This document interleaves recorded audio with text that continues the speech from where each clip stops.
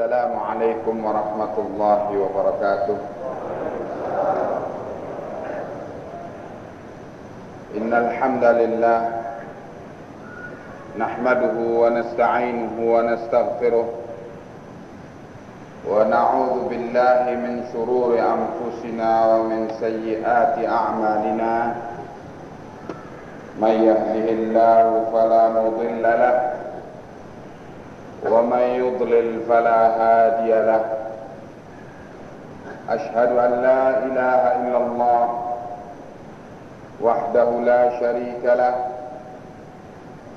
وأشهد أن محمدا عبده ورسوله يا أيها الذين آمنوا اتقوا الله حق تقاته ولا تموتن إلا وأنتم مسلمون يا أيها الناس اتقوا ربكم الذي خلقكم من نفس واحدة وخلق منها زوجها وبث منهما رجالا كثيرا ونساء واتقوا الله الذي تساءلون به والأرحام إن الله كان عليكم رقيبا يا أيها الذين آمنوا اتقوا الله وقولوا قولا سديدا يصلح لكم أعمالكم ويغفر لكم ذنوبكم ومن يطع الله ورسوله فقد فاز فوزا عظيما أما بعد فإن أصدق الحديث كتاب الله وخير الهدي هدي محمد صلى الله عليه وسلم وشر الأمور محدثاتها فإن كل محدثة بدعة وكل بدعة ضلالة وكل ضلالة في النار. Kaum muslimin yang saya cintai dan saya hormati, adalah satu tragedi ketika kita melihat sejarah masa lampau bangsa ini, bangsa kita yang kita cintai bersama. Ternyata dari hari ke hari, dari generasi ke generasi, Allah subhanahu wa ta'ala menakdirkan bahwa pemimpin bangsa ini, bahkan pengendali, penguasa di negara ini adalah para pengkhianat bangsa, para penjual bangsa. Dan ini adalah sekali lagi sebagai tragedi sejarah bangsa Indonesia. Kita masih ingat ketika bangsa ini memproklamirkan kemerdekaannya dari penjajah tanggal 17 Agustus tahun 45, Allah munculkan pimpinan negara ini adalah orang yang paling bejat akhlaknya dari mereka, Presiden Soekarno, zani, hidung belang, dan segala kebejatan akhlak padanya yang kemudian ternyata di belakang hari tampil sebagai pengkhianat bangsa ini dan menjual bangsa ini serta mendidik membesarkan anak-anak bangsa yang pengkhianat, yaitu PKI, dibesarkan, diberi pengayoman, diberi perlindungan, sehingga menjadilah satu ancaman besar bagi bangsa ini, dan terjadilah beberapa kali tragedi pengkhianatan PKI terhadap bangsa dan negara ini. Semua itu dengan tanggung jawab dan perlindungan dari Presiden Soekarno waktu itu. Hadirin sekalian yang saya cintai dan saya hormati, pada tahun 1950 bangsa Indonesia menyaksikan permainan dari para tokoh-tokoh nasional bangsa Indonesia melalui forum demokratisasi politik Indonesia dan diterapkannya sistem ultrademokratisme pada bangsa Indonesia, sehingga melahirkan instabilitas politik pemerintahan Indonesia, jatuh bangunnya kabinet-kabinet daripada pemerintahan demi pemerintahan yang ada waktu itu, sistem parlementer, dan kemudian suasana yang demikian ini adalah memberi peluang bagi berbagai gerakan separatis, gerakan pengkhianatan terhadap bangsa dan negara Indonesia. Dan hampir saja pada masa itu negara kesatuan Republik Indonesia dikubur oleh rakyatnya sendiri dan hancur dengan berbagai peperangan separatis yang terjadi waktu itu.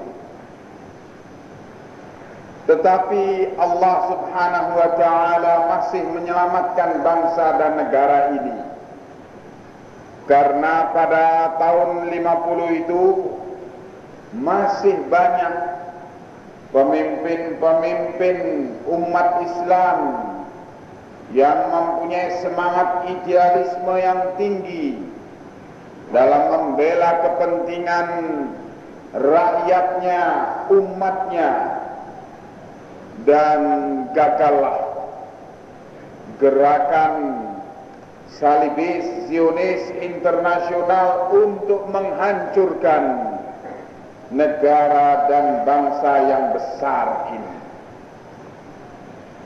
Kemudian masuklah kita kepada masa Orde Lama yang kedua, masa yang sering dinamakan Nasakom, di mana segala aspirasi umat Islam diberangus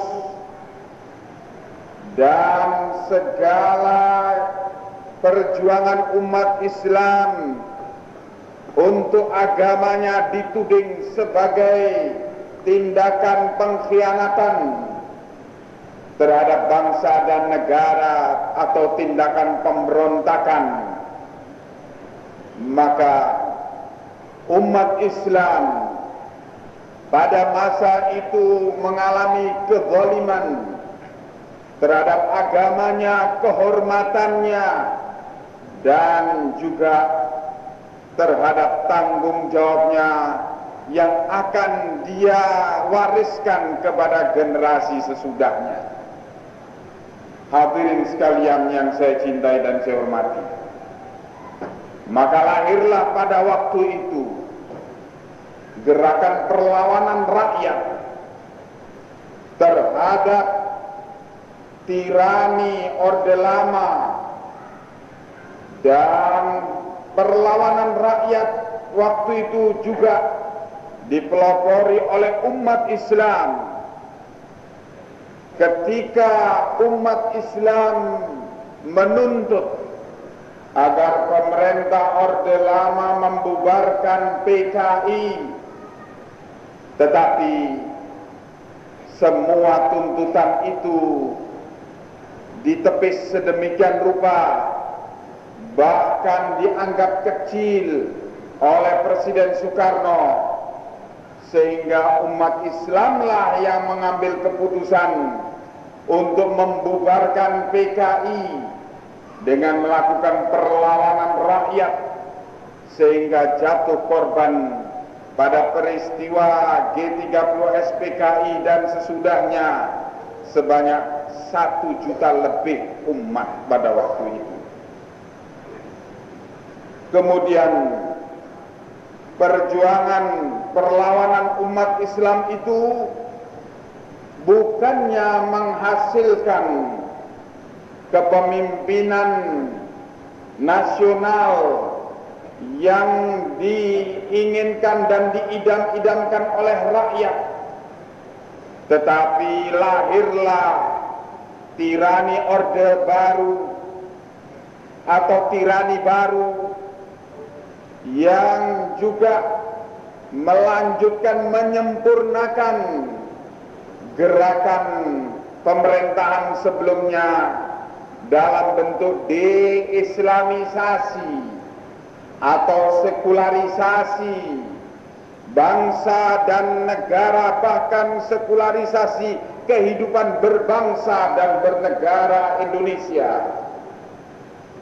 Dan juga umat Islam menyaksikan berbagai kezaliman-kezaliman dan berbagai tindakan permusuhan terhadap aspirasi agamanya, terhadap aspirasi pribadi ataupun masyarakatnya.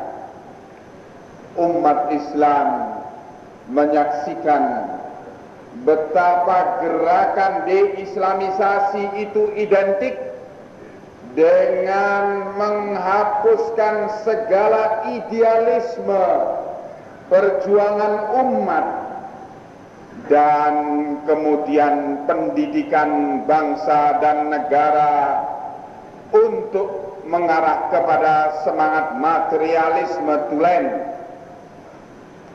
Ini yang disaksikan oleh bangsa dan negara ini.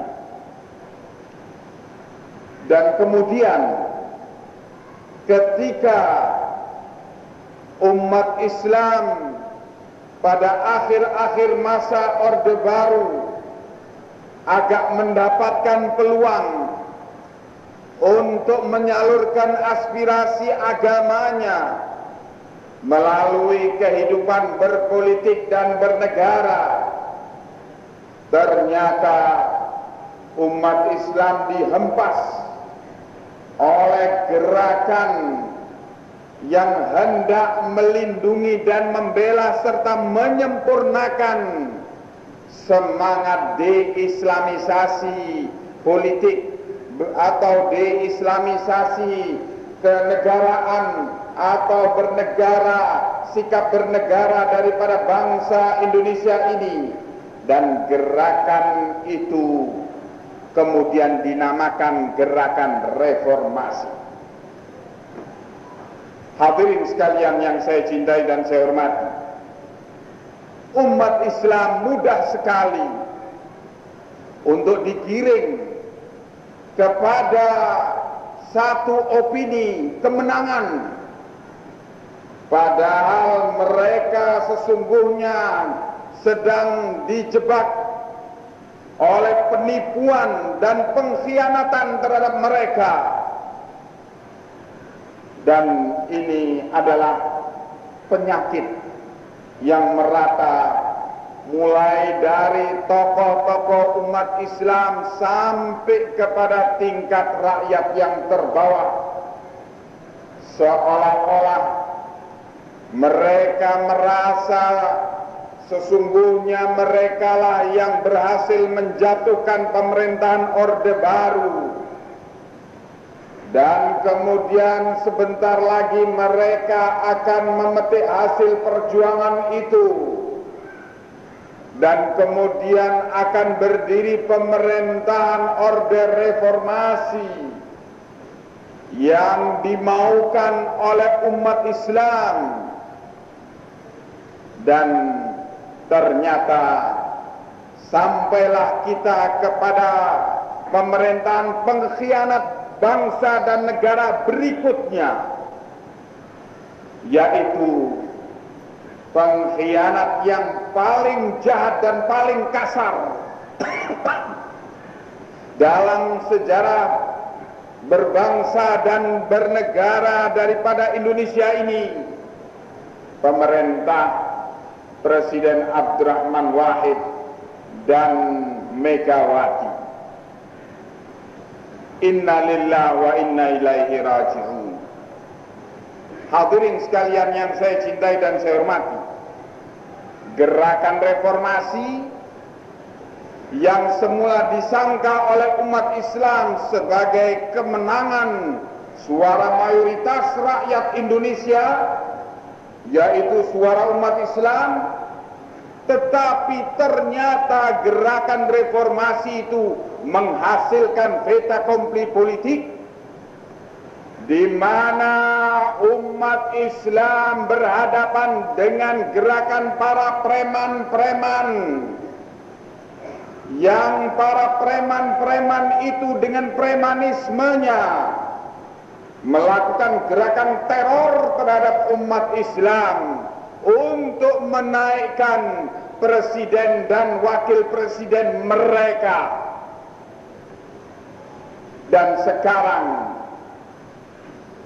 kegiatan politik adalah identik dengan kegiatan para preman. Inilah yang dikatakan fait accompli politik, produk daripada gerakan reformasi. Hadirin sekalian yang saya cintai dan saya hormati,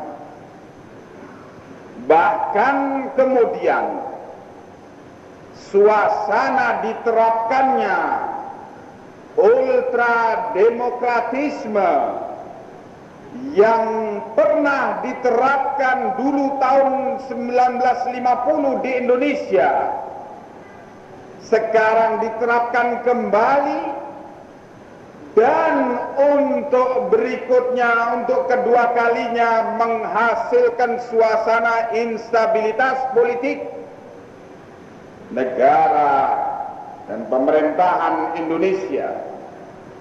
Dan ternyata juga suasana instabilitas politik ini dilakukan pula, diambil pula kesempatan oleh para musuh-musuh bangsa dan negara itu dengan disuburkan gerakan separatis, persis seperti yang pernah mengancam negara Kesatuan Republik Indonesia pada tahun 50 itu. Maka tampilnya presiden dan wakil presiden separatis, pengkhianat bangsa dan negara yang melakukan tugas jual beli bangsa dan negaranya kepada kepentingan asing, yang sekarang ini memimpin bangsa dan negara kita. Maka kita menyaksikan pemandangan yang sangat tragis. Seorang presiden menjadi pendukung, pembela gerakan pemberontakan terhadap bangsa dan negara ini. Seorang presiden membiayai gerakan separatisme terhadap bangsa dan negara ini. Fa inna lillahi wa inna ilaihi raji'un. Ini persis seperti yang terjadi pada proses desintegrasi bangsa dan negara pada negara Uni Soviet. Desintegrasi itu dipimpin oleh presidennya sendiri, Gorbachev, dengan isu glasnost dan perestroika. Sekarang presiden Indonesia meniru pola daripada Gorbachev dalam memimpin gerakan desintegrasi bangsa dan negara Indonesia ini dengan isu reformasi. Kurang lebih maknanya sama dengan glasnost dan perestroika di Soviet Uni.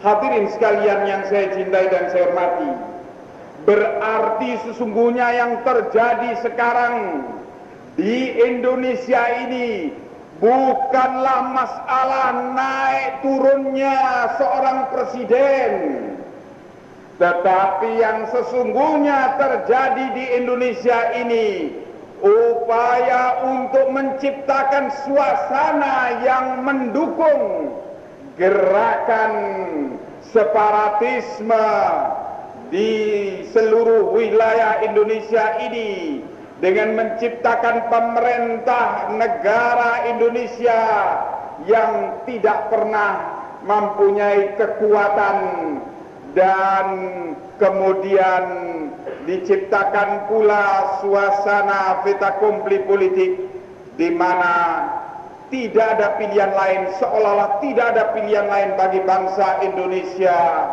dalam memilih pemimpinnya kecuali para mandor-mandor daripada kepentingan hegemoni salibis Zionis internasional di Indonesia. Ini adalah nasib tragis daripada bangsa dan negara Indonesia. Maka kita saksikan daripada gerakan pemberontakan yang ada di Aceh, yang adalah gerakan nasionalis tulen dan gerakan pemecahan kekuatan dan kesatuan umat Islam, mendapatkan pengakuan diplomatik dan sokongan dana dari Presiden Abdurrahman Wahid. Kemudian kita menyaksikan di sebelah timur gerakan-gerakan pemberontakan yang dipimpin oleh gereja Protestan, di mana Presiden Abdurrahman Wahid menyumbang dana dan memberikan perlindungan khusus kepada pimpinan-pimpinan gerakan pemberontakan di Irian Jaya dan juga gerakan-gerakan pemberontakan di Maluku. Kalau saya katakan Maluku, maka ini menyangkut seluruh wilayah kepulauan Maluku. Ya, ini Maluku Utara yang ibu kotanya Ternate sampai ke Maluku Selatan yang ibu kotanya Ambon. Hadirin umat Islam yang saya cintai dan saya hormati. Kemudian adalah satu kenyataan yang lebih pahit lagi dari itu, di mana kekuatan bangsa dan negara ini didukung oleh sesungguhnya 3 unsur kekuatan utama, yaitu kekuatan rakyat, dalam hal ini yang mayoritasnya adalah umat Islam, kemudian kekuatan pemerintah, yaitu pemerintah yang stabil, yang berwibawa, yang bisa bertugas melindungi rakyat dan bangsanya. Dan yang ketiga adalah kekuatan Hankam, yang dalam hal ini ialah TNI Polri. Terhadap 3 kekuatan ini, pemerintah Presiden Abdurrahman Wahid melakukan upaya-upaya untuk melumpuhkan tiga kekuatan tersebut, dan yang kemudian terjadi upaya mengadu domba di antara berbagai kekuatan ini, persis seperti yang dilakukan oleh Presiden Soekarno, mengadu domba antara kekuatan ABRI melawan rakyat dengan menampilkan resimen Cakrabirawa yang dianggap sebagai resimen tentara elit yang mempunyai kesetiaan membabi buta kepada Presiden Soekarno, dan dalam hal ini juga tokoh-tokoh pemerintahan Presiden Soekarno yang berafiliasi kepada PKI. Maka melawan PKI berarti melawan resimen Cakrabirawa. Dan akhirnya terjadilah peristiwa berdarah G30 SPKI, dan hancurlah berbagai kekuatan resimen Cakrabirawa ini melawan kekuatan rakyat. Sekarang Presiden Abdurrahman Wahid dalam mengatasi apa yang diistilahkan olehnya sebagai kerusuhan SARA di Maluku, bukannya dia mengirimkan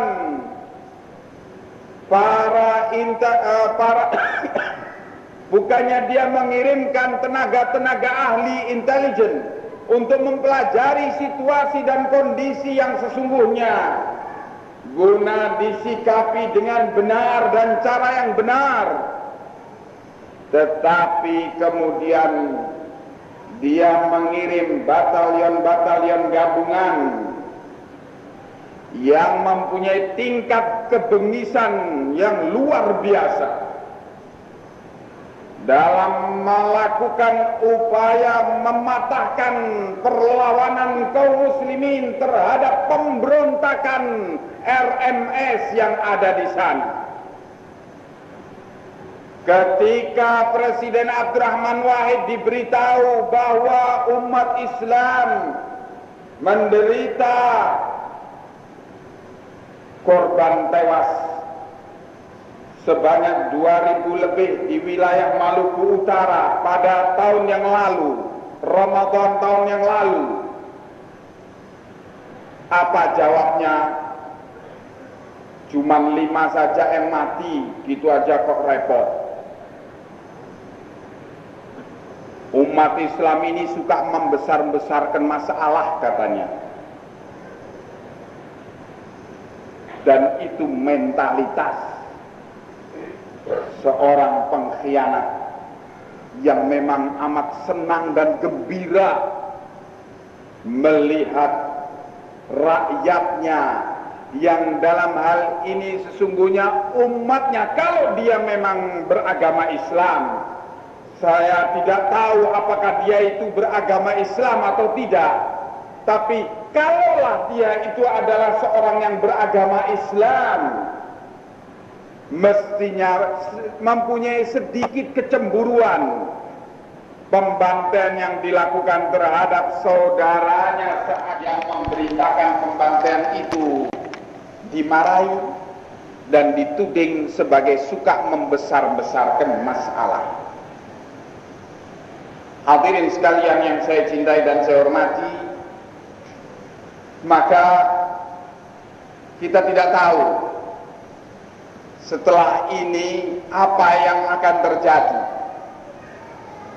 Tetapi yang jelas, yang harus kita fahami atau kita ambil pelajaran dari peristiwa demi peristiwa yang terjadi ini adalah satu kesimpulan, sesungguhnya umat Islam harus membela dirinya sendiri dengan mengharapkan perlindungan semata-mata dari Allah, karena tidak ada lagi yang melindungi umat Islam, tidak pemerintahnya, tidak pula lembaga-lembaga nasional ataupun internasional, tidak pula aparat Hankam, dan tidak ada yang membela umat Islam. Yang membela umat Islam adalah hanya Allah Subhanahu wa ta'ala semata. Dan hanya ini pembela kita. Dan kita tidak bisa mengharapkan kecuali kepadanya.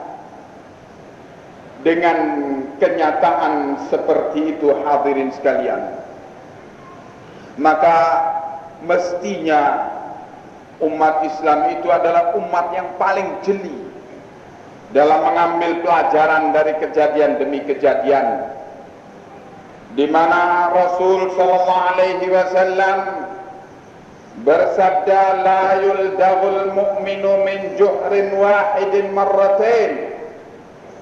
Tidaklah orang mukmin itu disengat dari satu lubang dua kali. Artinya, mestinya umat Islam itu mengambil pelajaran dari satu kejadian untuk dia tidaklah terpukul pada kejadian yang sama, pada proses kejadian yang sama, karena dia sudah mengambil pelajaran pada kejadian yang sebelumnya, sehingga dia bisa memahami siapa kawannya, siapa lawannya, dan terhindar dari malapetaka yang serupa seperti yang dialami pada peristiwa sebelumnya. Mestinya demikian.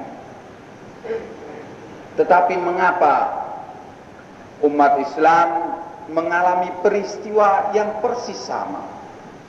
Apa yang kita alami tahun 50 atau yang dialami oleh bapak-bapak kita tahun 50 ternyata juga dialami pada masa sekarang ini, pada masa yang diistilahkan era reformasi. Ketika dibukanya peluang untuk bebas menyatakan aspirasi atau apa yang diistilahkan demokratisasi kehidupan berbangsa dan bernegara, bukannya umat Islam mendapatkan peluang untuk mereka itu membela dirinya dan menghindarkan apa yang dialami pada 50 atau 45 tahun yang lalu, tetapi justru mengalami peristiwa yang lebih dahsyat, lebih mengerikan atau lebih mengancam daripada kelangsungan hidup bernegara dan berbangsa ini. Nah, hadirin sekalian yang saya cintai dan saya hormati, terpaksa memang saya berbicara yang agak meluas ke sana kemari untuk saya ingin menyampaikan kepada hadirin sekalian bahwa sesungguhnya kasus yang terjadi di Maluku adalah salah satu daripada master plan makar yang sedang dilancarkan terhadap bangsa dan negara ini. Apa yang terjadi di Aceh, pembantaian umat Islam di sana, juga salah satu daripada master plan makar yang dilancarkan terhadap bangsa dan negara ini. Maka hadirin sekalian yang saya cintai dan saya hormati, peristiwa demi peristiwa terjadi di Maluku.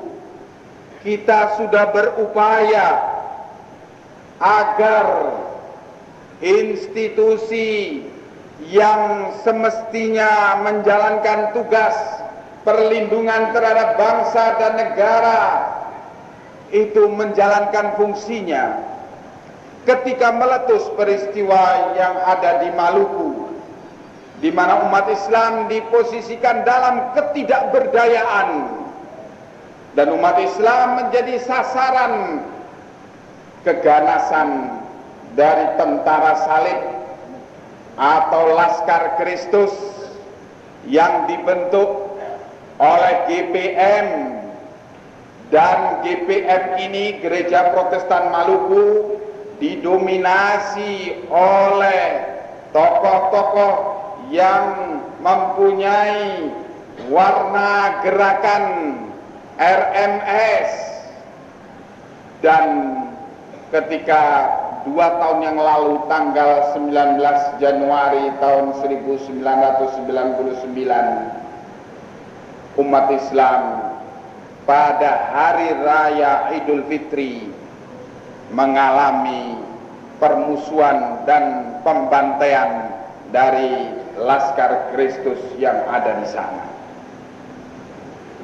Ketika terjadinya peristiwa itu, kita berharap kepada pemerintah waktu itu untuk bisa segera melakukan pembelaan, perlindungan kepada rakyat dan kepada umat Islam yang sedang mengalami ancaman pembantaian itu.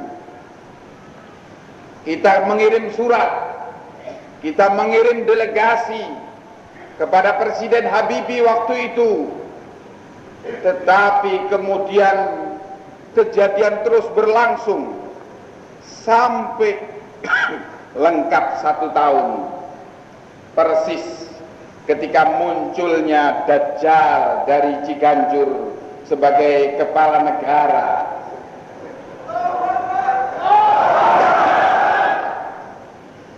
Si buta dari Ciganjur ini kemudian menampilkan dirinya dan memfungsikan dirinya sebagai gerakan pembela segala upaya permusuhan terhadap umat Islam. Dan tampillah dia mengecilkan permasalahan ketika Laskar Kristus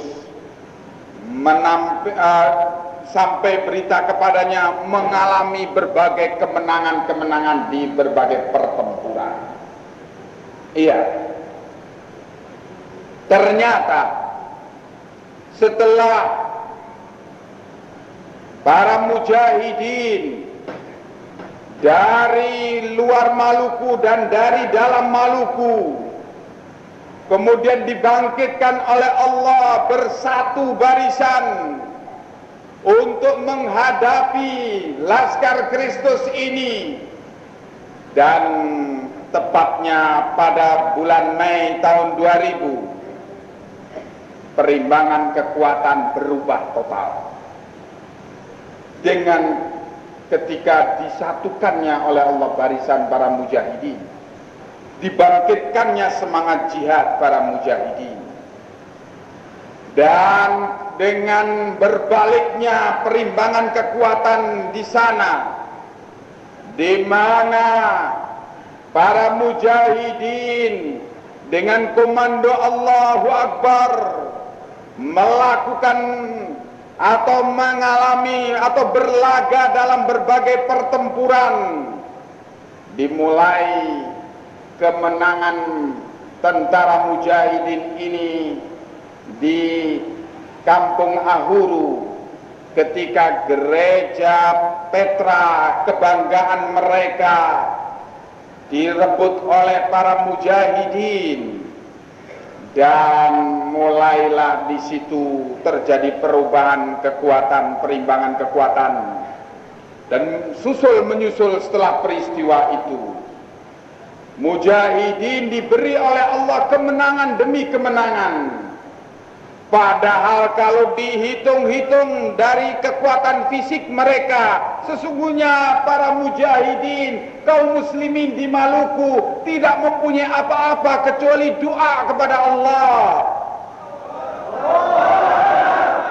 Bahkan mungkin sebagian daripada mujahidin karena malu untuk tetap tinggal di rumahnya, berlaga masuk dalam pertempuran dengan membawa batu untuk melempar dengan batu itu siapa saja dari musuh-musuh Allah itu yang menghadang mereka, dan tidak peduli. Dengan kenyataan seperti itu, Allah subhanahu wa ta'ala membalik keadaan. Maka datanglah kemenangan dari Allah dari satu tempat ke tempat yang lainnya. Jatuhlah wilayah Tantui kepada umat Islam. Kemudian menyusul hancurnya Universitas Kristen Maluku yang di wilayah Talake, dan menyusul jatuhnya wilayah Poka Rumah Tiga, dan selanjutnya, maka bangkitlah kemarahan Dajjal dari Ciganjur ini, dan kemudian dia pun membuat satu reaksi yang keras dan cepat demi membela saudaranya seagama, yaitu orang-orang Yahudi dan Nasara yang ada di sana. Dan kemudian dikirimlah batalion demi batalion daripada TNI dan Polri, dan terakhir ternyata datangnya batalion-batalion yang memang disiapkan fungsinya sebagai anjing herder untuk menjaga tuan-tuan daripada Gus Dur, yaitu para komunitas Nasara yang ada di sana. Ini adalah satu kenyataan yang tragis. Dan sekali lagi, ini hanya salah satu contoh kejahatan yang diterima oleh umat Islam dari pimpinannya. Dan kemudian terjadilah peristiwa ketika umat Islam pada tanggal 19 Januari tahun 2001 sedang merayakan 2 tahun peristiwa pengkhianatan daripada Kristen, pemberontak Kristen RMS. Umat Islam merayakannya dengan memberi peringatan kepada semua anggota umat. Serangan tanggal 19 Januari 2 tahun yang lalu itu adalah sebagai peringatan bagi kita semua untuk waspada dari kejahatan Kristen atau salibis dimanapun kita berada. Tiba-tiba Imade Yasa, Brigjen Imade Yasa, Pangdam tukang adu jagung, Pangdam Patimura, kemudian membuat acara peringatan yang tersendiri, yaitu peringatan tersebut dilakukan dengan melakukan pembantaian terhadap umat Islam.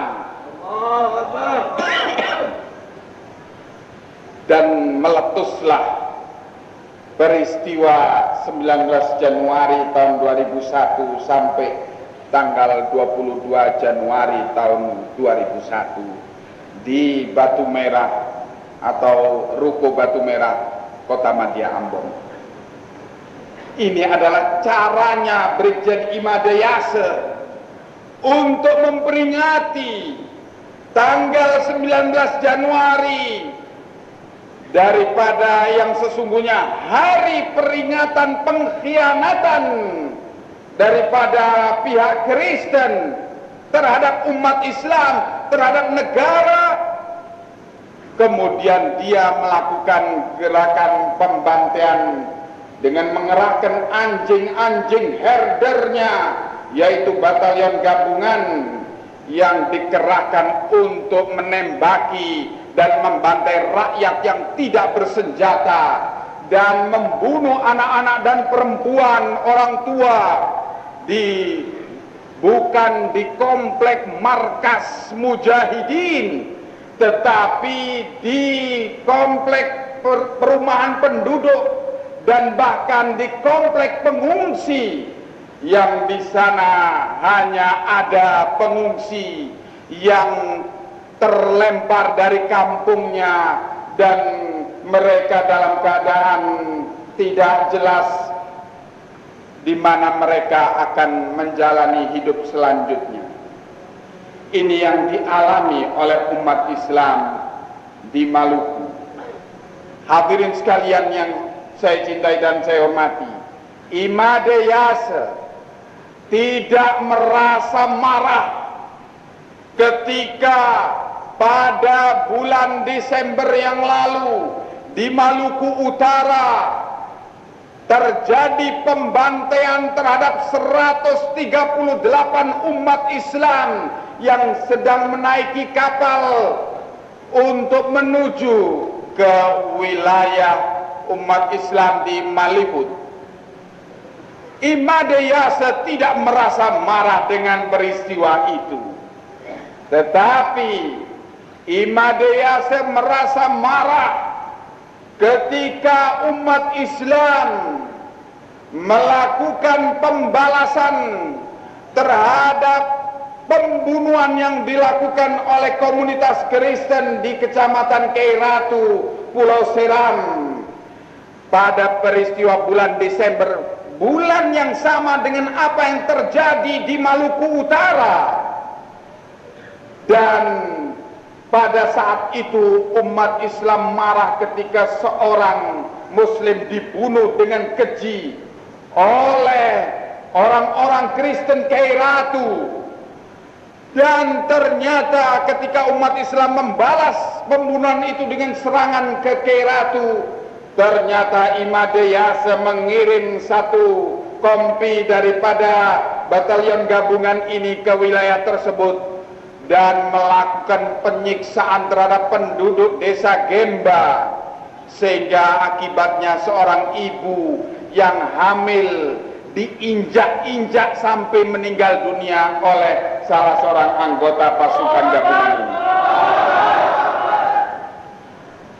Hadirin sekalian yang saya cintai dan saya hormati, belum cukup kejahatan tukang adu ayam jago dari Bali ini terhadap umat Islam di sana.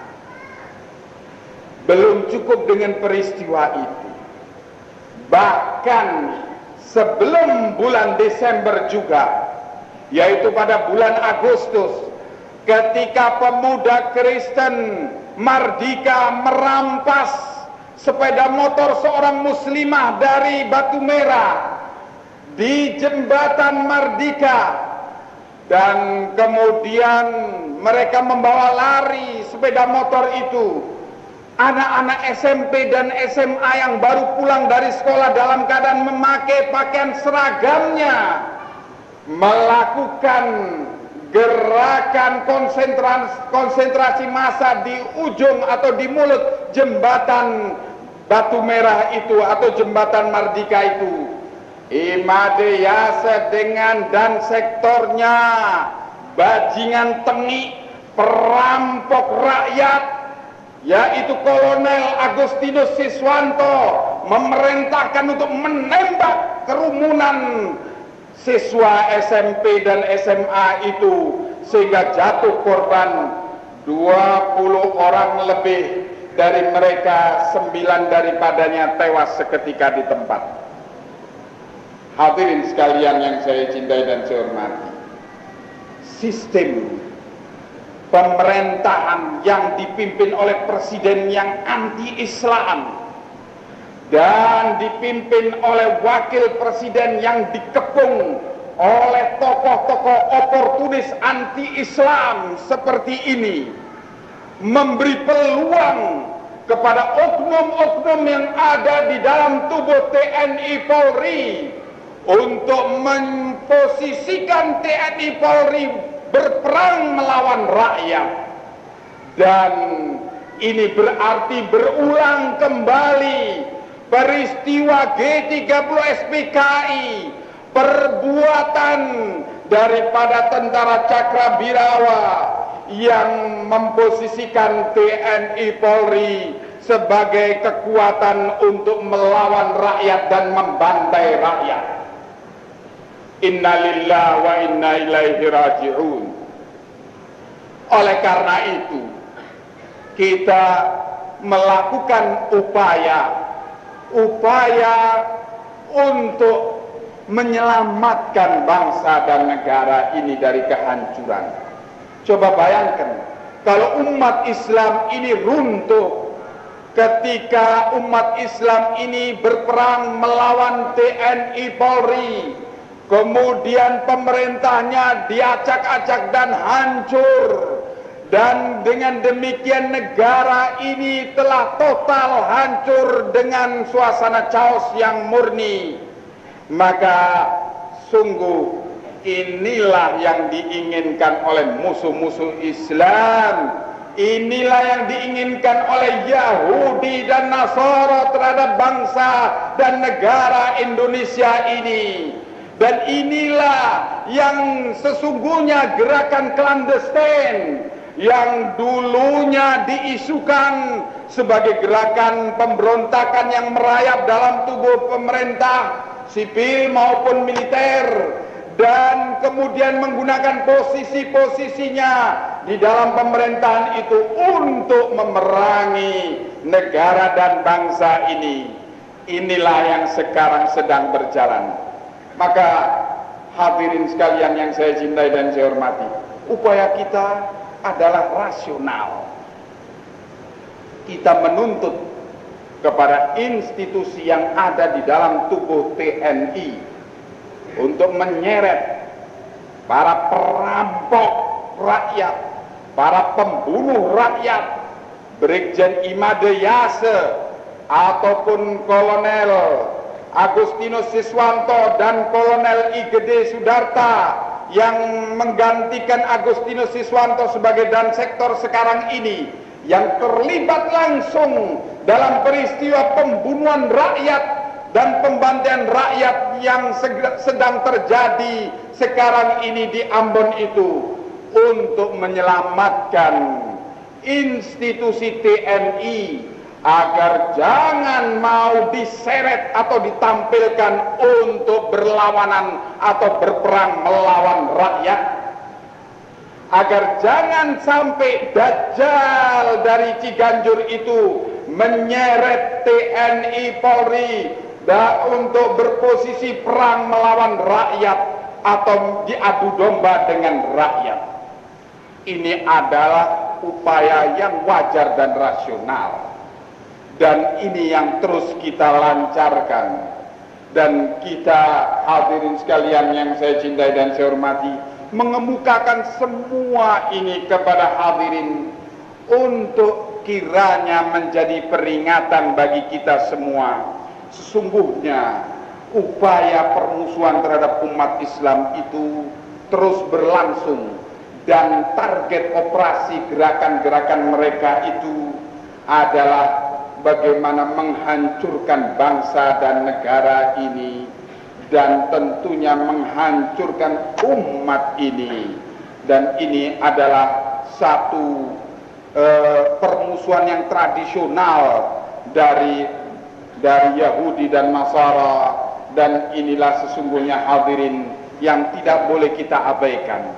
Kita kemarin dilupakan dari semangat permusuhan Yahudi dan Nasara itu terhadap kita dengan isu toleransi beragama. Kita dilupakan dari permusuhan tersebut dengan isu Pancasila, persatuan bangsa, atau dengan apa yang dinamakan sebagai wawasan berbangsa dan bernegara. Tetapi ternyata semua itu adalah upaya menutup-nutupi kebencian tradisional yang sedang membara dan sedang diliputi oleh berbagai makar perencanaan yang bengis terhadap bangsa dan negara ini. Nah, inilah hadirin yang mungkin perlu saya sampaikan untuk khususnya diri saya sendiri dan segenap hadirin, agar kita semua mempunyai kewaspadaan yang tinggi dan mempunyai kesiapan untuk melawan segala permusuhan itu dengan taat menjalankan perintah Allah, berjihad fi sabilillah. Dan berjihad fi sabilillah ini adalah sebagai sesuatu kewajiban ibadah yang setingkat dengan salat, yang setingkat dengan rukun Islam yang lainnya. Dan Allah menyatakan, kutiba alaikumul qitalu wa huwa kurhul lakum wa asa an takrahu syai'an wa huwa khairul lakum wa asa an tuhibbu syai'an wa huwa syarrul lakum wallahu ya'lamu wa antum la ta'lamun. Diwajibkan atas kalian untuk berperang, dan ini adalah sesuatu yang kalian tidak sukai. Allah tahu bahwa ini adalah sesuatu yang tidak kita sukai. Dan Allah menyatakan, bisa jadi kamu membenci sesuatu, bisa jadi kamu tidak suka kepada suatu perkara, padahal itu menjadi kebaikan bagimu di belakang hari. Dan bisa jadi kamu senang kepada suatu perkara, padahal itu menjadi kejelekan bagi kamu. Dan Allah tahu, sedangkan kalian tidak mengetahuinya. Begitu hadirin sekalian, kita diperintah oleh agama ini untuk menjaga dan membela harga diri kita, dan kita tidak bisa menyandarkan kepada kekuatan apapun di dunia ini di dalam menjaga kehormatan agama kita dan kehormatan diri kita, kecuali hanya kepada kekuatan Allah Subhanahu wa taala. Wallahu a'lamu bissawab. Mohon maaf atas kurang lebihnya.